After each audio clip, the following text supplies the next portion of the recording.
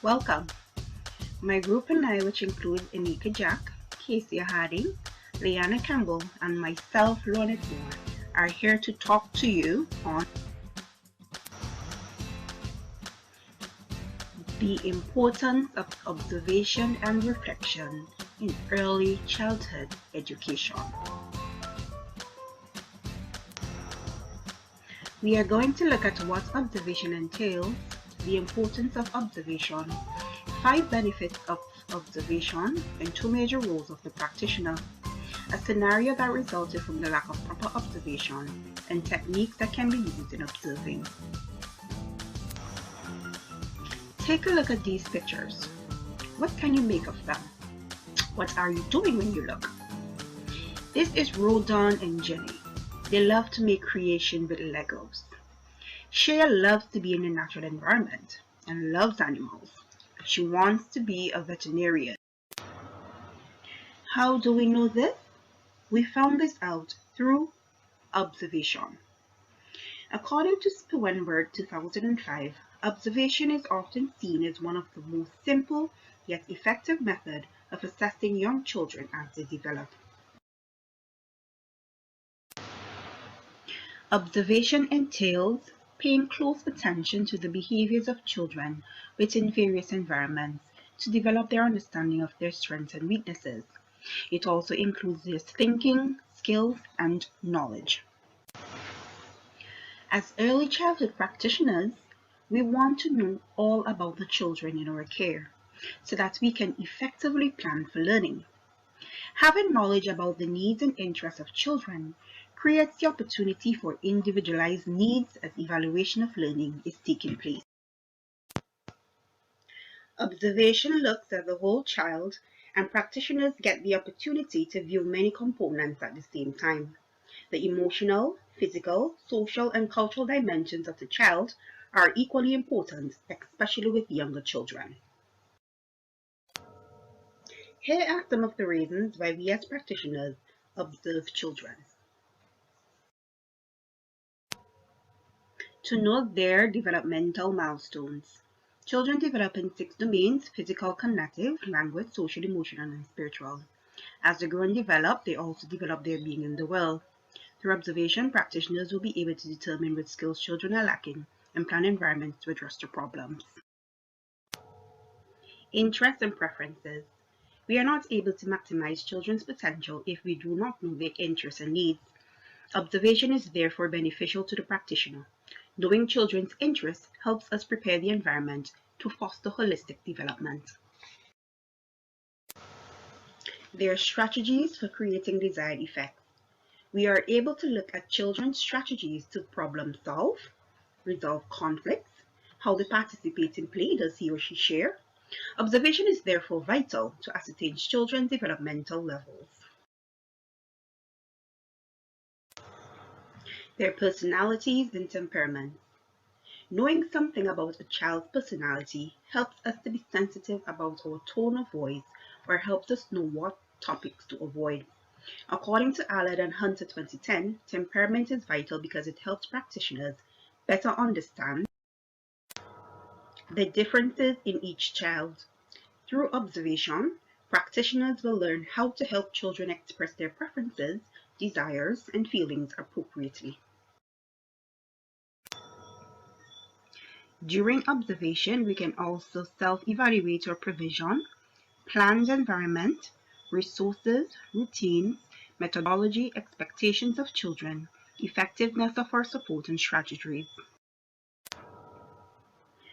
Through observation, we are able to reflect and see what is working and what is not. We can then use the information gathered to make changes where necessary to enhance professional growth and learning experiences for children. It is the responsibility of the practitioner to note information about all that the children are learning. The practitioner is to evaluate all children using the same rating scale. Detailed notes should be kept over time and shared with parents and peers so that careful planning of the curriculum can take place. Listen to 3 of my colleagues share their observation techniques and their experiences during practicum.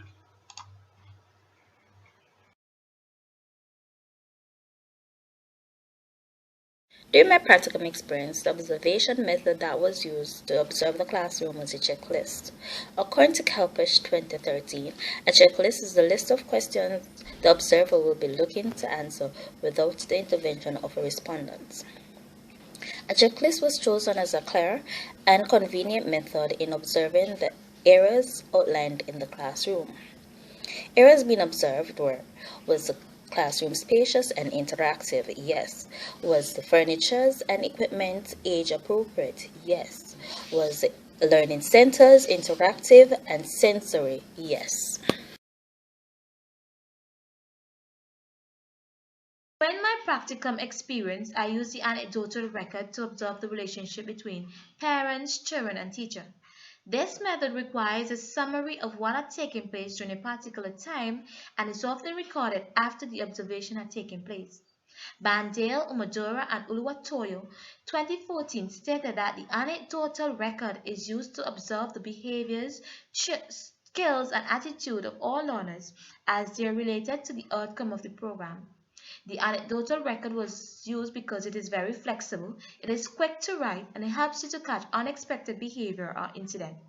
For example, there were a time while I was interacting with a student when a parent came to address the teacher about an incident that took place during the class time, and the anecdotal record was proven to be beneficial in this observation, as I could not have stopped at that moment to record my observation, but I was able to do it after.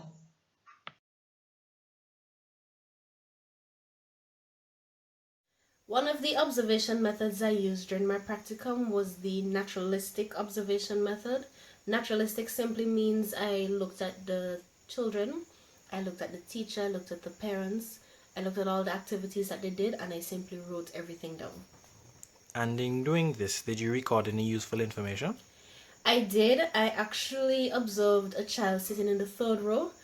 When looking at the blackboard, she was squinting and she would come up and make complaints that she cannot see. Sometimes she took it upon herself to get up and stand directly in front of the blackboard in order to see what was on the board to write it down in her book. I spoke to the teacher, I asked her if she exhibited this type of behavior before, and she said yes, sometimes the child would complain and sometimes she would not complain, but she didn't think it was anything serious because the child was a very brilliant child. Okay, so did you take any further steps or actions to help this child in need? I did. I immediately requested that she be moved towards the front of the classroom so that her eyes wouldn't have too much strain. And when the mother came to pick her up the afternoon, the teacher and I spoke to her. We asked her if the child was exhibiting any type of behavior at home to indicate that there was something wrong with her eyes, and she said yes, the child would stand directly in front of the TV, or she would hold her book and iPad directly in front of her face.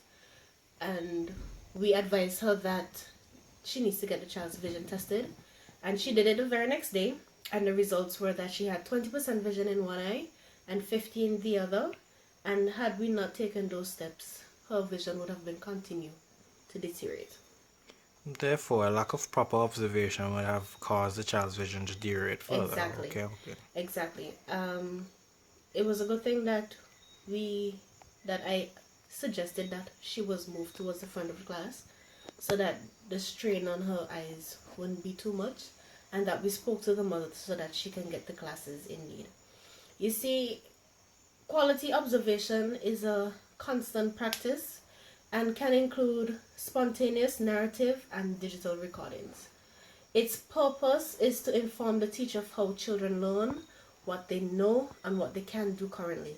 Observations are completed in different environments, for example, in solitary, parallel, and a cooperative play, and reflect multiple perspectives, including the child, the family, and the practitioner. Through observation, practitioners are able to reflect on their practices and implement changes where possible. And this was exactly what we did here during our practicum. We observed things, we identified problems, and we were able to find solutions.